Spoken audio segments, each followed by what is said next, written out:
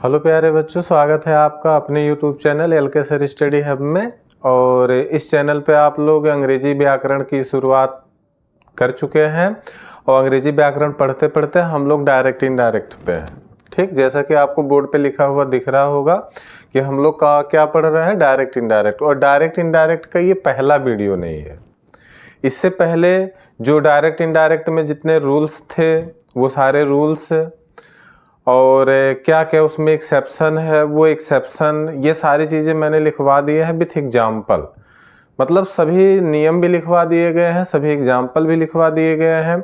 और वो सभी नियम सभी एग्जाम्पल एक तरह से असर्टिव सेंटेंस के ही थे।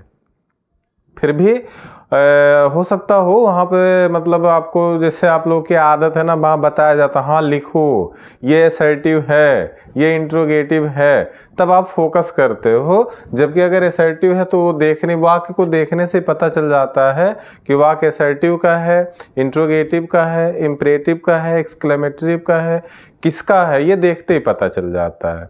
बट अगर आप मन से पढ़ रहे हो तो आपको पता चलेगा। मन से नहीं पढ़ रहे हो, बस खाली सुन रहे हो या लिख रहे हो, तो आपको नहीं पता चल पाएगा। तो जैसे अभी तक आप डायरेक्ट इनडायरेक्ट नहीं सीख पाए इतने दिनों से पढ़ते पढ़ते, तो शायद ये भी नहीं सीख पाओगे। तो वीडियो का मतलब ये नहीं है कि आप वीडियो देखोगे और आपको, मेरा ही नहीं आप किसी का भी, ऐसा नहीं है कि आप मेरा वीडियो देखोगे तो आपको डायरेक्ट इनडायरेक्ट आ जाएगा, या मेरा वीडियो देखोगे तो आपको नहीं आएगा, दूसरे का देखोगे तो आ जाएगा, ऐसा कुछ नहीं है।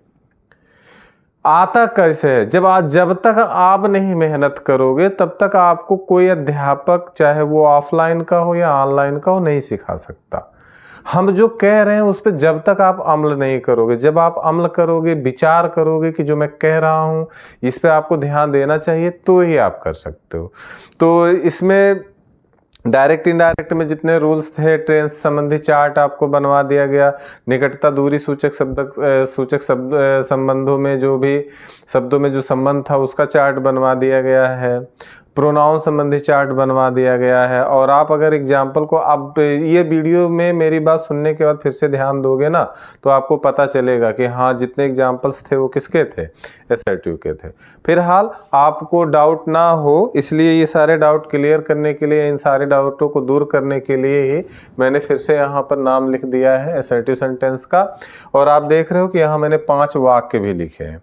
इन 5 वाक्य को कर करके हम क्या करेंगे, आज असर्टिव को फिनिश करेंगे और किसी दूसरे को स्टार्ट करेंगे। ठीक, तो यहाँ देख लो सारे वाक्य लिखे हुए हैं।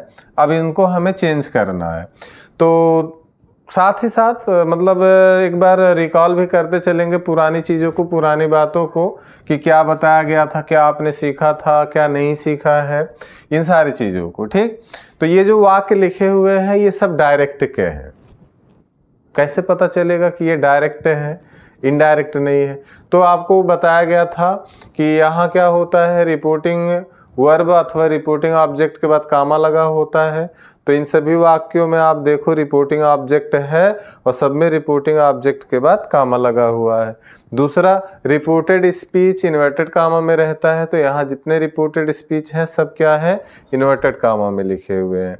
तीसरा था, रिपोर्टेड स्पीच का पहला अक्षर कैपिटल लेटर में होता है, तो रिपोर्टेड स्पीच का पहला अक्षर देख लो सब में कैपिटल लेटर में है। ठीक, तो इनसे ये बात पता चलती है कि ये जो वाक्य लिखा हुआ आपको दिख रहा है, ये वाक्य किसका है, डायरेक्ट का है। ठीक, अब हमें इसे इनडायरेक्ट में बदलना है। तो अब देखो, सबसे पहले हम क्या करते हैं, आपको बताया था सबसे पहले हम इसमें बाएं साइड को देखते हैं। अब बायां दायां में कभी कभी ये चीज दाएं में लिख दिया देता है, इसको बाएं में लिख देता है, तो बायां दायां से फर्क नहीं है। आपको क्या देखना रहता है, रिपोर्टिंग वर्ब को देखो आप, रिपोर्टिंग वर्ब किस में है। ठीक, तो यहाँ आप हम देख रहे हैं कि यहाँ हैज लगा हुआ है। इसका मतलब है कि जो रिपोर्टिंग वर्ब है हमारा वो किस में है, प्रेजेंट में है। ठीक, और आपको बताया था हमने, ध्यान होगा तो बताया था, नहीं ध्यान है तो मैं अभी बता रहा हूँ और उसको फिर से देखना क्या बताया गया था कि अगर रिपोर्टिंग वर्ब प्रेजेंट या फ्यूचर में होगा तो रिपोर्टेड स्पीच में टेंस संबंधी कोई परिवर्तन नहीं होगा। बाकी परिवर्तन होंगे लेकिन टेंस संबंधी परिवर्तन नहीं होगा। तो ये आप देख रहे हो हैज प्रेजेंट टेंस में होता है, प्रेजेंट परफेक्ट की सहायक क्रिया है, तो इसलिए ये जो है इसमें टेंस संबंधी परिवर्तन नहीं होगा। तो अब चलो वाक्य करते हैं। तो क्या होगा, क्या ही है तो ही रह जाएगा, हैज क्या बदलेगा, नहीं बदलेगा, ही हैज, ठीक। सेड टू, अब देखो सेड टू लग गया, यहाँ बताया था सेड टू को ध्यान में रखो, या ऑब्जेक्ट देख लो, अगर सेड टू है या ऑब्जेक्ट है तो सेड को हम क्या करते हैं, टोल्ड में बदल देते हैं। तो ही हैज टोल्ड मी। अब कामा इन्वर्टेड कामा हटाते हैं, अगर वाक्य असर्टिव का है तो क्या लगाते हैं, कनेक्टिव वर्ड दैट लगा देते हैं। तो कनेक्टिव वर्ड दैट लगा दिया हमने। अब क्या बन गया, ही has told me, he has told me that. अब देख लो ये थर्ड पर्सन है और थर्ड पर्सन में कोई चेंजेस नहीं होता है, और थर्ड पर्सन है वो भी नाम है, प्रॉपर नाउन है, तो ये कैपिटल में यहाँ था, कैपिटल में यहाँ भी रहेगा।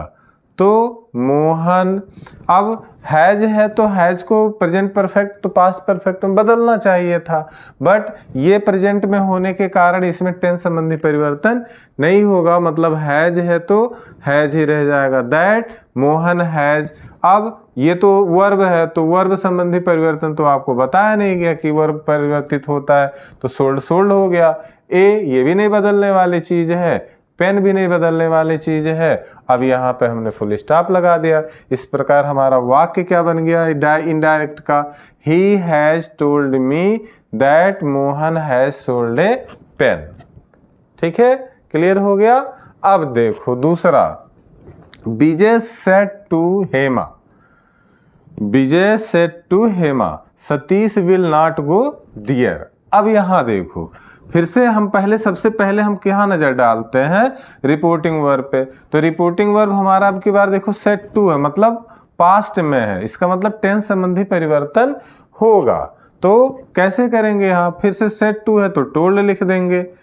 ठीक है, चलो मैं लिख के बता देता हूं, क्या हो जाएगा, विजय टोल्ड, अब हेमा, विजय टोल्ड हेमा हो गया। अब कौन सा टेंस है, सेंटेंस कौन सा है, असर्टिव है, असर्टिव में क्या लगता है, कनेक्टिव वर्ड दैट का प्रयोग होता है। फिर से वही चीज, सतीश मतलब प्रॉपर नाउन है तो ये नहीं बदलेगा, तो क्या हो गया, सतीश ही रह गया। अब देख लो क्या बना, Vijay told Hema, Vijay told Hema that Satish. अब यहाँ विल है, विल कहाँ लगता है भैया, फ्यूचर में। और आपको टेंस संबंधी चार्ट अगर जब बनवाया था या टेंस के बारे में जब टेंस संबंधी नियम लिखवाया था तो वहां मैंने बताया था क्या, कि फ्यूचर में भी टेंस संबंधी कोई परिवर्तन नहीं करते हैं। तो क्या करते हैं, आए हुए विल को शैल में बदल देते हैं, और विल को शैल कह रहा हूं, विल को वुड में बदल देते हैं और शैल को शुड में बदल देते हैं। तो आप देखो, अब आपको पहचान पता होनी चाहिए टेंस में कि विल का प्रयोग किसके साथ होता है, थर्ड पर्सन के साथ होता है। तो अभी भी ये थर्ड ही है, तो यहाँ विल का क्या हो जाएगा, वुड हो जाएगा। ठीक है, क्या बन गया, Vijay told Hema that Satish would. अब नॉट बदलने वाली चीज नहीं है, गो नहीं बदलेगा, दियर नहीं बदलेगा, तो ये हो गया आपका, Vijay told Hema that Satish would not go there. ठीक है, यहाँ मतलब यहाँ आप देख रहे हो क्या बदलाया था, कुछ भी नहीं बदलाया, यहाँ एक परिवर्तन हुआ कि बिल का वुड हो गया। अब तीसरे वाक्य पे आते हैं। तीसरे वाक्य में भी थोड़ा सा शॉर्टकट मारते हैं, इसको देखेंगे। सेड टू मतलब पास्ट में है तो परिवर्तन होगा, तो यहाँ क्या हो गया, मोहन, सेड टू है तो टोल्ड मी, मोहन टोल्ड मी, असर्टिव है तो कनेक्टिव वर्ड दैट। अब आई, अब देख लो प्रोनाउन है, ये फर्स्ट पर्सन है, किसके अनुसार बदलेगा, कर्ता के अनुसार बदलेगा। कर्ता कौन है? मोहन है। मोहन कैसा है? थर्ड पर्सन है। थर्ड पर्सन में यहाँ काम कौन सा कराने वाले हम? नॉमिनेटिव केस का। और नॉमिनेटिव केस में और ये मेल है तो मेल के लिए ही प्रयोग करते हैं। ठीक, इतना दिमाग जब आप लगाओगे, चार्ट देखोगे तब पता चलेगा। और इसके लिए मैंने आपको लिखवाया था SON/1 2 3। हाँ, SON/1 2 3 मतलब फर्स्ट पर्सन है तो सब्जेक्ट के अनुसार बदलेगा। और आई फर्स्ट पर्सन है, ये कैसे पता चला? चार्ट से पता चला। चार्ट कहाँ है? लिखवाया था, बनवाया था।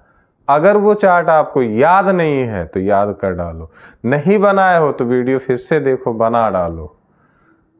ये कहो कि आपको बिना बनाए बिना याद किए आ जाएगा तो संभव है नहीं। ठीक है, वैसे आपकी मर्जी, बताना मेरा कर्तव्य है, जो मैं कर रहा हूं करना आपको पड़ेगा।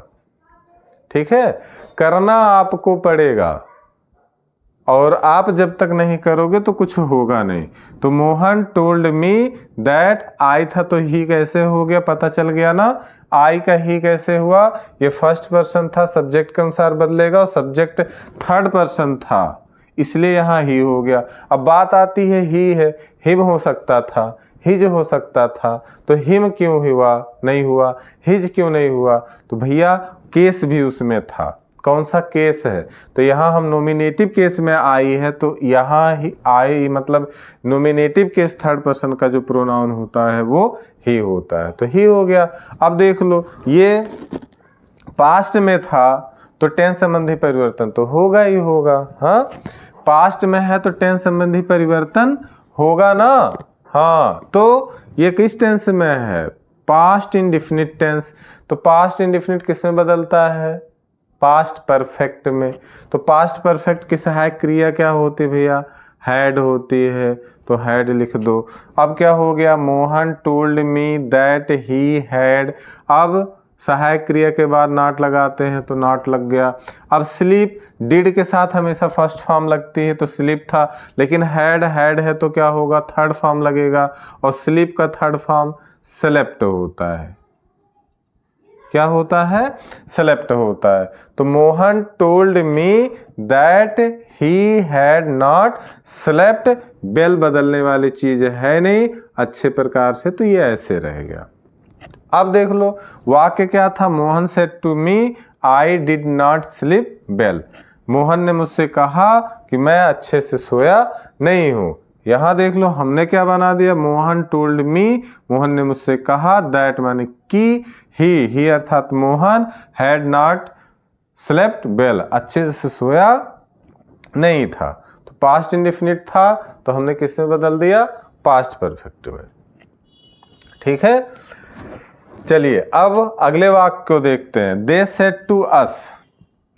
दे सेड टू अस, पहले इसको देखो। They said to us past में है और रिपोर्टिंग वर्ब है, इसका मतलब ये टोल्ड हो जाएगा। तो पहले इतना फाइनल कर लो, तो क्या हो गया? They told us.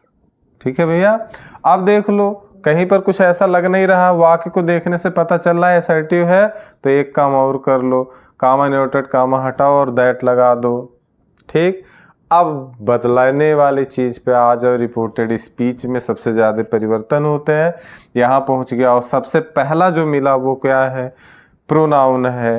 अब प्रोनाउन है तो इसमें परिवर्तन होगा, किसके अनुसार? SON/1 2 3 के अनुसार। अगर मैं वहां जाऊं तो ये सेकंड पर्सन है, सेकंड पर्सन है तो किसके अनुसार बदलेगा? ऑब्जेक्ट के अनुसार। ऑब्जेक्ट हमारा जो है वो फर्स्ट पर्सन का है, तो फर्स्ट पर्सन का है। यहाँ काम किसका करने जा रहा है? नॉमिनेटिव केस का। तो यहाँ क्या हो जाएगा भैया? आई। और आई और तथा प्रापन नाउन को छोड़कर शेष कैपिटल में नहीं लिखे जाते। आई है तो कैपिटल में लिखा जाएगा, इसलिए मैंने इसे क्या किया? कैपिटल में लिख दिया। तो they told us that I. ठीक है, अब देख लो, you do your work regularly था, तो यहां क्या हो जाएगा? I do. ठीक, आई डू। अब यहां योर यू था तो योर, आई है तो my. I do my work कैसे? Regularly. I do my work regularly. अब देख लो यहाँ Gafoor said to Abdul, said to Abdul, इसका मतलब फिर बदला जाएगा तो क्या हो जाएगा गफूर।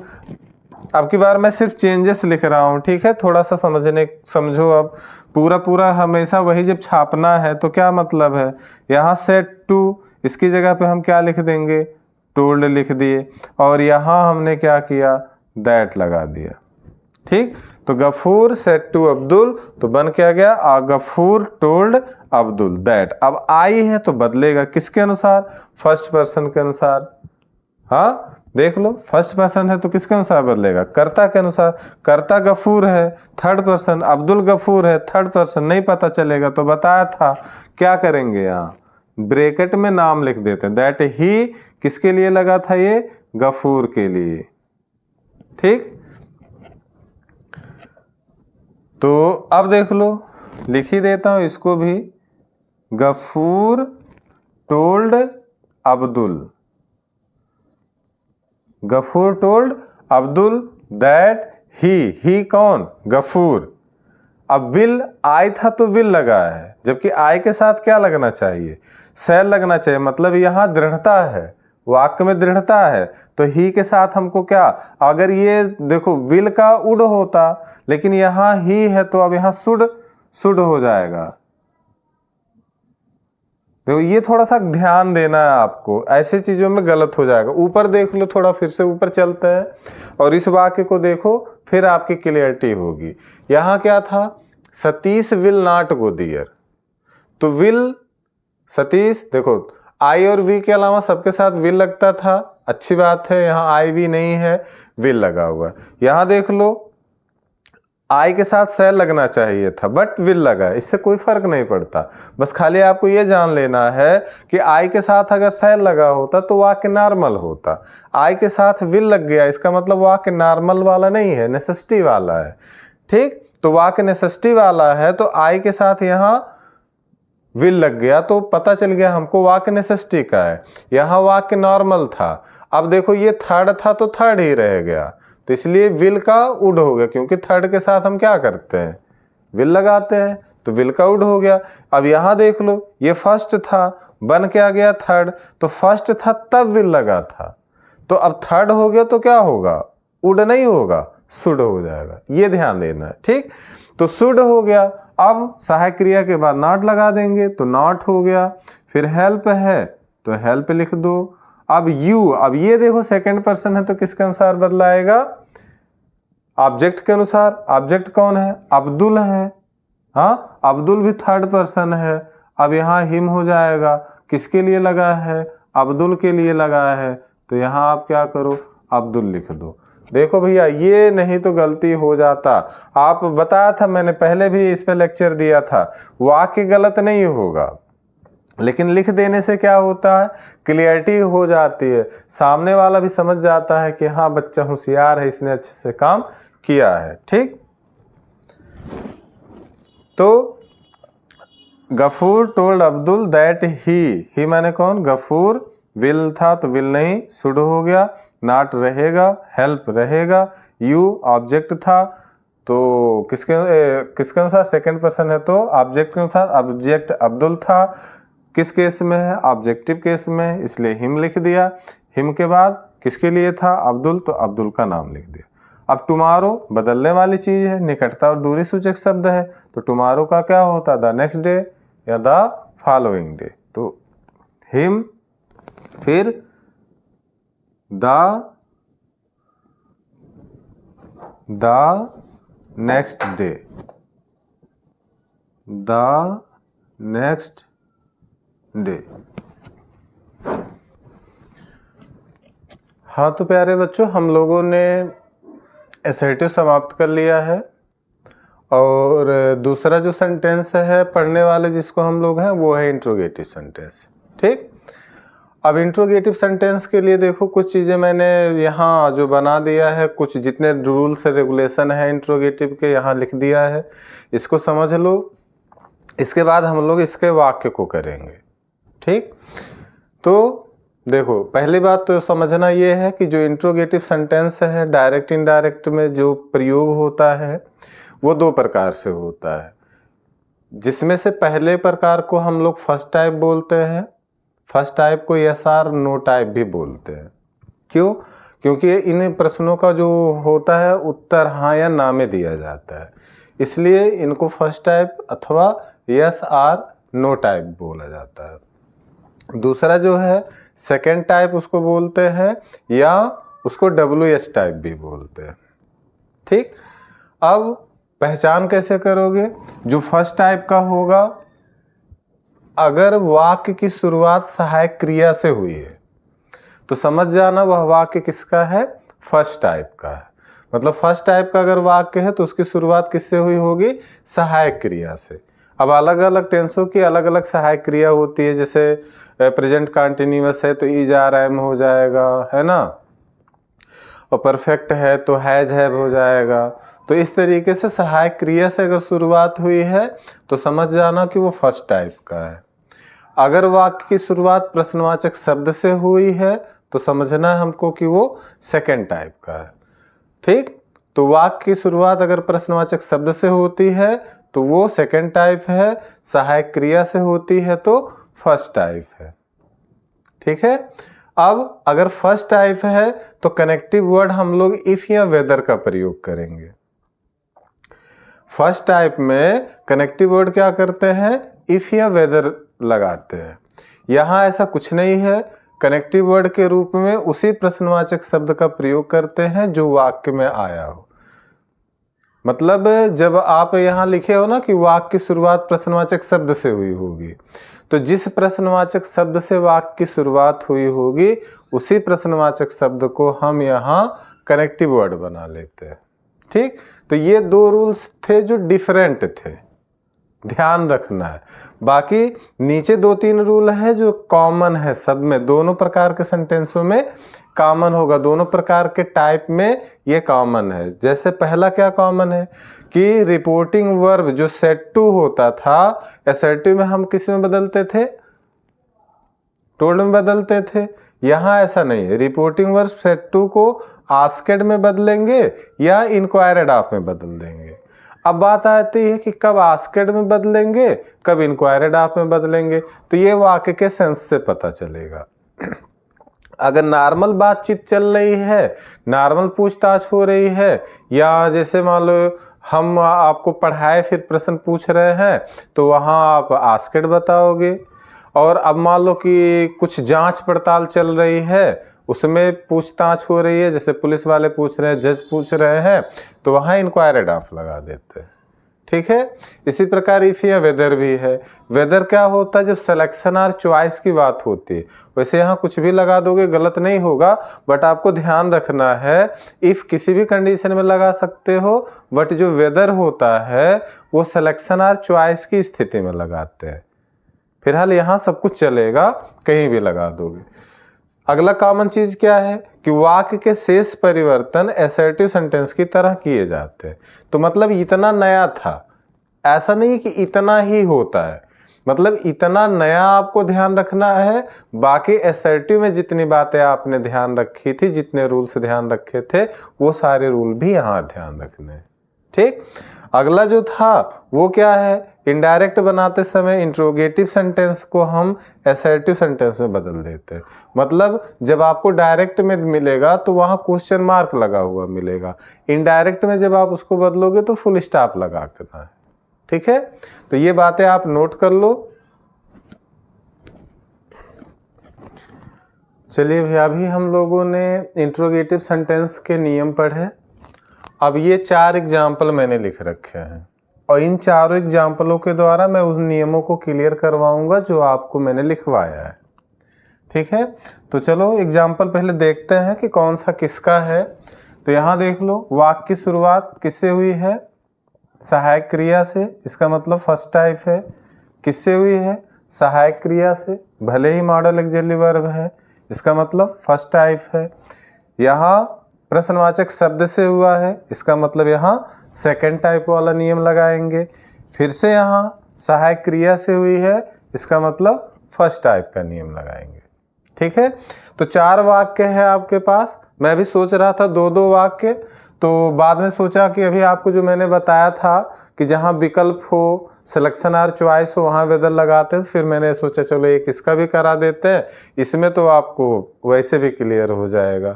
ठीक, तो अब आइए वाक्य करते हैं। तो सबसे पहली चीज क्या देखते थे हम, सेट टू। तो अब यहाँ सेट टू को क्या करेंगे, आस्केड में या इंक्वायर्ड में। तो आस्केड में बदलना है या इंक्वायर्ड में बदलना है, तो पता चलेगा भैया यहाँ कोई विधिक शब्द, विधिक चीजों में अगर फंसे होते हम तो इंक्वायर्ड लगाते। तो चारों वाक्यों में देखो कहीं भी विधिक नहीं है, इसका मतलब सब में क्या होगा, आस्केड लग जाएगा। तो एक एक को करते चलते हैं। यहाँ क्या हो गया, हरी आस्केड मी। अब देख लो यहाँ इफ लगा दो या वेदर लगा दो, कोई दिक्कत नहीं है, कोई गलती नहीं होगी। ठीक, क्यों इफ या वेदर हमने लगाया, क्योंकि वाक्य किससे शुरुआत था, सहायक क्रिया से। अब देख लो यहां तक तो गाड़ी ठीक ठाक चलती है, गलतियां इधर से होती है। क्या गलती होती है, आपने लिखा था ना कि जो इंट्रोगेटिव है इसको हम इनडायरेक्ट बनाते समय असर्टिव बनाते हैं, और आपको पता है असर्टिव में सबसे पहले क्या लिखा जाता है, कर्ता लिखा जाता है। और यहाँ अगर हम आर को लिख देंगे तो ये इंट्रोगेटिव हो जाएगा, इसका मतलब कर्ता पहले लिखेंगे। अब कर्ता आएगा कहाँ से, यहीं से। ये आगे होना चाहिए था, ये पीछे होना चाहिए था, तो पीछे हो गया। अब इसको हम आगे ले आएंगे, तो आगे लाएंगे तो यू मतलब प्रोनाउन है, तो प्रोनाउन है। आपको लिखवाया था कि बाकी परिवर्तन असर्टिव की तरह होंगे, तो असर्टिव में पहुंचो। असर्टिव में पहुंचोगे तो आपको पता चलेगा जो ये यू है ये सेकंड पर्सन है, तो ये बदला जाएगा किसके अनुसार, ऑब्जेक्ट के अनुसार। ऑब्जेक्ट कौन है, मी। और यहाँ हम बनाने क्या जा रहे हैं, सब्जेक्ट। तो मी का सब्जेक्टिव केस अगर आप देखोगे तो आपको मिल जाएगा क्या होता है, वहाँ आई होता है। तो हरी आस्केड मी इफ आई। अब देख लो यू था इसलिए आर लगा था, यू था तो आर लगा था। अब आई है तो आर नहीं होगा। और दूसरी बात टेंस तो बदलेगा ना, तो टेंस बदलेगा तो आर किसको बता रहा था, प्रेजेंट कंटीन्यूअस। प्रेजेंट कंटीन्यूअस किससे बदलता है, पास्ट कंटीन्यूअस में। पास्ट कंटीन्यूअस में पहुंचो और आई के लिए शब्द ढूंढो, तो पता चलेगा कि आई को पास्ट कंटीन्यूअस में हम क्या करते हैं, एक वचन मानते हैं, तो इसके साथ वाज लग जाएगा। तो आई वाज हो गया। इसके बाद रीडिंग है तो रीडिंग रहेगा, बदलाएगा ही नहीं। I was reading a book था तो ए बुक हो गया। और अब यहां क्वेश्चन मार्क था तो यहां हमने क्या कर दिया, फुल स्टॉप लगा दिया। बताइए ये बात क्लियर हुआ या नहीं क्लियर हुआ, कोई डाउट किसी के मन में हो तो बताओ। नहीं है ना, क्या था, हरी आस्केड मी हो गया, ठीक है।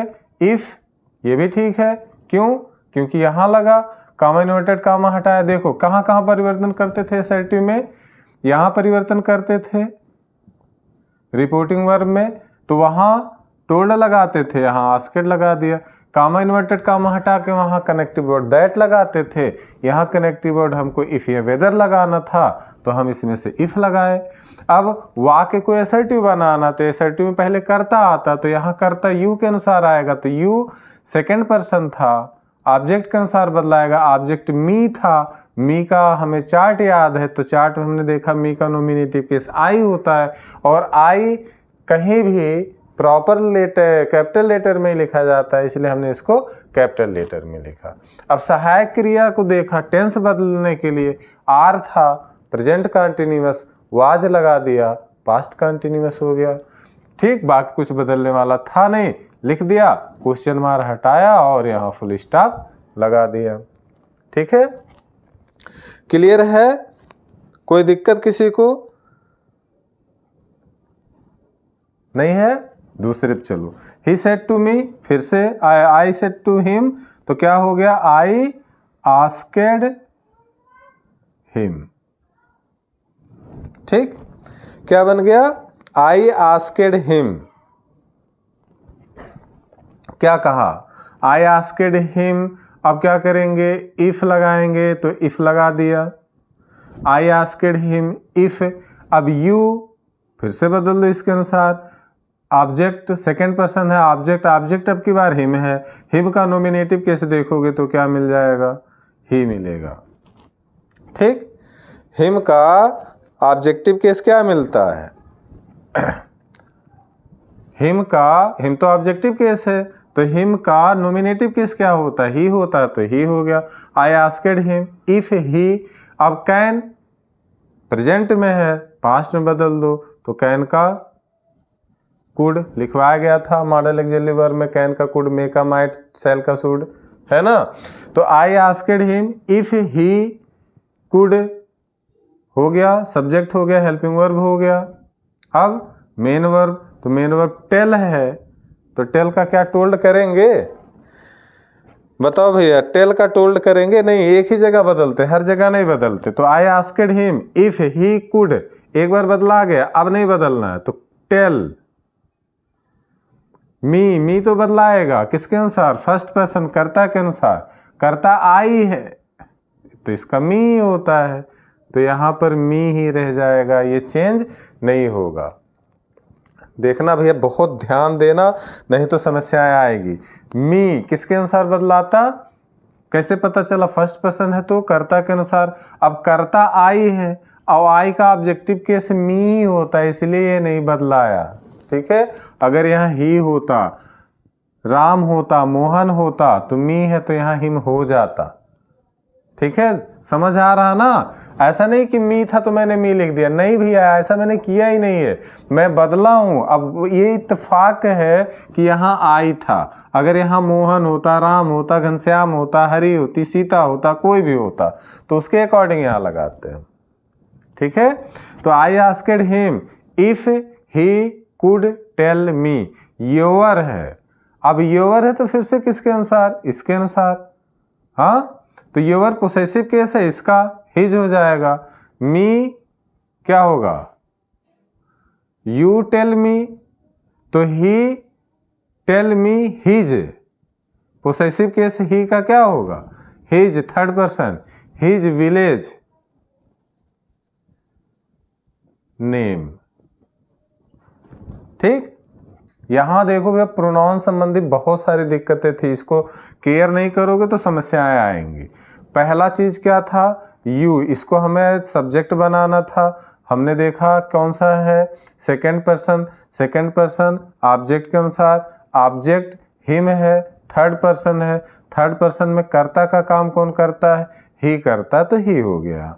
यहां मैंने देखा मी, फर्स्ट पर्सन, बदलाएगा सब्जेक्ट, सब्जेक्ट आई ही है, इसलिए मी का मी ही रह गया।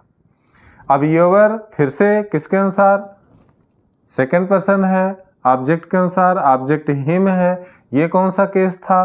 पोसेसिव, तो हिम। अब उसके में देखोगे पोसेसिव केस हिज आएगा, तो हिज लिख दिया, फिर विलेज में। ठीक, यहां आ जाओ, तो राम आस्क्ड रहीम, राम ने रहीम से पूछा। अब यहां देखो सेकंड टाइप है, पता कैसे चला? प्रश्नवाचक से। तो यहां आपको बताया गया था, क्या बताया गया था भैया? कि यहां आपको इफ या वेदर के बारे में सोचने की जरूरत नहीं है, जो प्रश्नवाचक वाक्य है उसी को लिख देना है। वाक्य नहीं, शब्द, जो प्रश्नवाचक शब्द वाक्य में आया है उसी को लिख देना। तो वेयर आया था, तो वेयर मैंने यहाँ कनेक्टिव वर्ड के रूप में इस्तेमाल कर लिया। तो राम आस्क्ड रहीम वेयर, अब वाक्य को एसर्टिव बनाना है, तो पहले कर्ता, कर्ता कहाँ से मिलेगा? यू देगा हमें कर्ता। यू कौन सा है? सेकंड पर्सन है, सेकंड पर्सन किसके अनुसार बदलता है? ऑब्जेक्ट, ऑब्जेक्ट रहीम है, तो यहाँ ही हो जाएगा। अब दोनों रही मतलब थर्ड पर्सन है, तो ब्रैकेट में नाम लिख दिया। वेयर किसके लिए है? रहीम के लिए, तो वेयर ही किसके लिए है? रहीम के लिए था, तो मैंने रहीम लिख दिया, ही मतलब रहीम। अब टेंस देख लो, डू किसका है? डू किसका होता है? प्रेजेंट का। तो प्रेजेंट इंडेफिनिट को पास्ट इंडेफिनिट में बदलेंगे तो वहां सेकंड फॉर्म लगती है, तो यहां लिव को लिव्ड कर दो, तो वेयर ही लिव्ड। अब नाउ बदलाएगा, नाउ का क्या हो जाता है? देन होता है, तो देन कर दिया। क्या बन गया? Ram asked Rahim where he माने कौन? रहीम, लिव्ड माने रहता है, देन माने तब। ठीक, तो फिलहाल यहाँ अर्थ से नहीं मतलब है। नाउ था, निकटता और दूरी सूचक शब्द था, नाउ का देन होता है तो नाउ को देन में बदल दिया हमने। डू प्रेजेंट इंडेफिनिट को बदलने बताया तो इसको हमने पास्ट इंडेफिनिट में लिव्ड होता है तो लिव्ड कर दिया। क्वेश्चन वर्ड हटाया, साधारण वाक्य था, फुल स्टॉप लगा दिया। यहाँ कोई कनेक्टिव वर्ड नहीं लगता, प्रश्नवाचक शब्द ही होता है तो प्रश्नवाचक शब्द को ही कामा इन्वर्टेड कामा हटाने के बाद लगाया। सेट टू को आस्केड या इंक्वायर्ड में बदलते हैं तो हमने आस्केड में लिख दिया। ठीक, अगले वाक्य में पहुंचो, क्या हो जाएगा? द मदर सेट टू है तो क्या हो गया भैया? आस्केड। द मदर आस्केड किससे कह पूछ रही है? हर सन, अपने पुत्र से पूछ रही है। अब भैया ध्यान क्या देना आपको, क्या ध्यान देना है मुन्ना बताओ, जल्दी से बताओ क्या ध्यान दोगे आप? हाँ, ये सिलेक्शन और चॉइस का है तो वेदर ही लगाना है, यहाँ वेदर ही अच्छा होगा। अगर आप यहाँ मतलब बोर्ड के एग्जाम में जो कक्षा 10-12 की परीक्षा दे रहे हो, यहाँ अगर आप इफ भी लगा दोगे वाक्य गलत नहीं होगा। लेकिन अगर यही वाक्य आपको एसएससी में मिल जाए, कॉम्पिटिटिव एग्जाम में मिल जाए, वहाँ अगर आप इफ लगा के चले आओगे तो वाक्य गलत हो जाएगा। पता कैसे चला सिलेक्शन आर चॉइस है? यहाँ पूछ रही है माता जी चाय लोगे या दूध लोगे, मतलब दोनों में से कोई एक ही मिलेगा तो इसलिए यहाँ वेदर लगा दिया। The mother asked her son weather.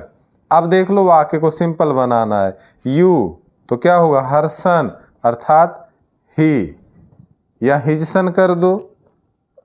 क्या करोगे आप बोलो? ही लिख सकते हो, कोई दिक्कत नहीं है, या हिज सन लिख सकते हो। तो वेदर, अब हिज सन क्यों नहीं लिखेंगे? क्योंकि वो पोसेसिव केस से स्टार्ट हो जाएगा, हमें वाक्य स्टार्ट करनी है तो यहाँ कोई प्रोनाउन या नाउन ही होना चाहिए, इसलिए मैंने ही लिया, नहीं तो मैं हिज सन भी लिख देता। ही मतलब सन, पता चल रहा बेटा है तो थर्ड पर्सन हो गया तो ही लगा दिया। ही। अब डू है मतलब प्रेजेंट इंडेफिनिट बदल दो पास्ट इंडेफिनिट। पास्ट इंडेफिनिट के असर्टिव में क्या होता है? सेकंड फॉर्म लगा देते हैं तो सेकंड फॉर्म लगा दो भैया यहाँ भी, तो क्या हो गया? वांटेड हो गया। Weather he wanted. अब यहाँ सब कुछ बदलने वाला कुछ भी नहीं है तो टू ये हैव टेंस के लिए नहीं था, पास के लिए था, इसलिए हैव ही रह गया। मिल्क ये बदलने वाली चीज नहीं है तो रह गया। आर टी बदलने वाली चीज नहीं है तो रह गया, बाद में फुल स्टॉप हो गया। अब वाक्य क्या बन गया? The mother asked her son whether he wanted to have milk और टी।